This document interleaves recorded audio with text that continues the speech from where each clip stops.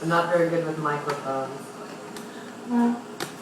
This is maybe an interesting anecdote.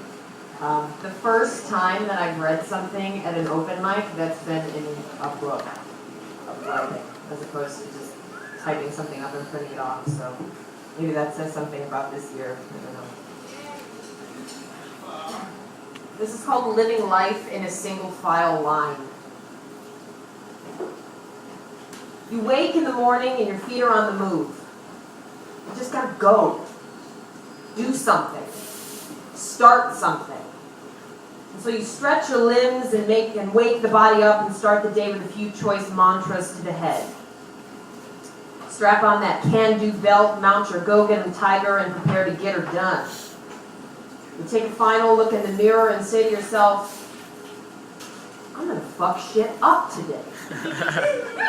But before you even look away, bat your lashes, turn to go, march into the world with as much gusto as your being has ever possessed on record, something catches you, stops you dead in your tracks and tangles you in its web. Be it doubt, or fear, or a spoonful of that bitter self-sabotage. And we all know how that tastes. Never as sweet as we'd like, but much sweeter than we expect.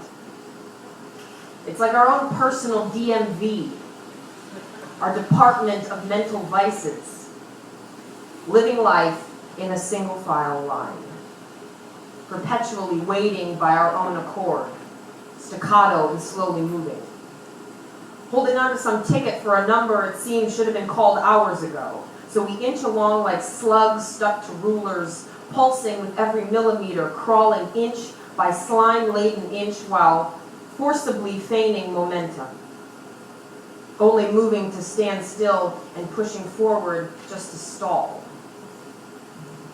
Herding like sheep to some destination we're not even sure of because the fucking people running the show who suggested this linear option telling you to join in the first place never actually told you where you were going. Where the fuck are we going? And perhaps y'all are aware of where the ship is heading, but I'm still figuring that out.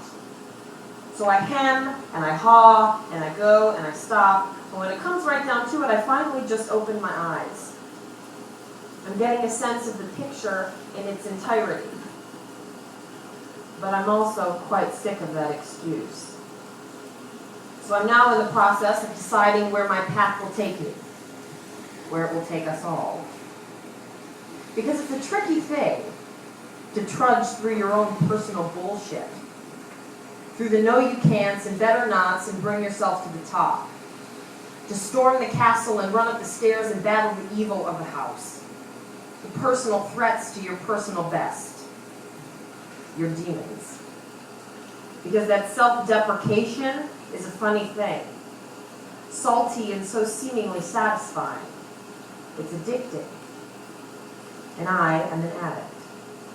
I'm addicted to keeping myself down, to residing in emotional extremes, riding my mental waves just long enough to watch them crash and burn with brilliantly blinding spectacle.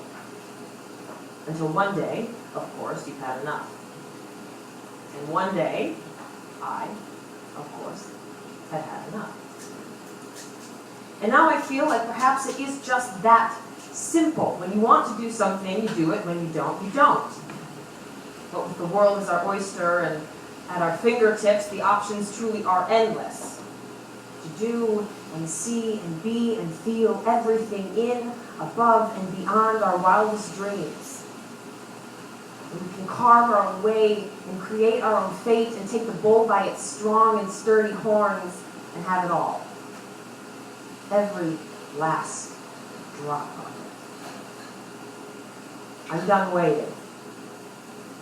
I've gotten out of line. So I'm going to take one last look in this mirror and be on my way. To where, I'm not quite sure, but I've just got to go.